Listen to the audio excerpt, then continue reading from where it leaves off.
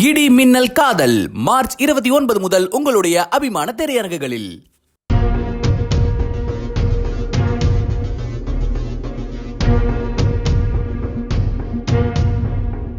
கர்நாடக மாநிலம் பெங்களூருவில் ராமச்சந்திரபுரத்தில் வசிக்கும் ஷாலினி என்ற 23 வயது பெண்ணுக்கும் நாகர்பாவில் பகுதியைச் சேர்ந்த ராகுல் என்பவருக்கும் கடந்த 2 மாதங்களுக்கு முன்பு நிச்சயதார்த்தம் நடந்துள்ளது.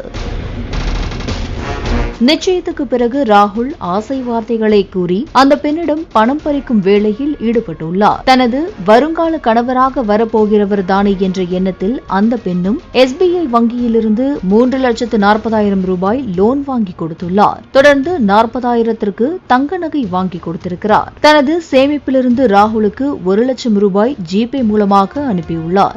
ஆனால் பணத்தை வாங்கிய பிறகு ராகுல் தனது உண்மையான குணத்தை காட்டத் தொடங்கியுள்ளார். ஷாலினியை கல்யாணம் கட்ட மறுத்ததாக தெரிகிறது. இதனால் மனமுடைந்த ஷாலினி தனது வங்கிக் கணக்கில் இன்னும் 2 லட்சம் மட்டுமே உள்ளதாக கடிதம் எழுதி வைத்துவிட்டு உயிரை மாய்த்துக் கொண்டார்.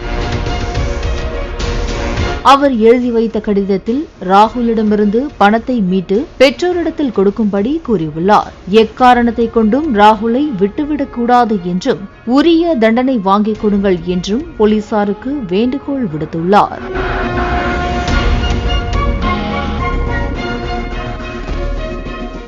இடி மின்னல் காதல் மார்ச் 29 முதல் உங்களுடைய அபிமான திரையரங்குகளில்.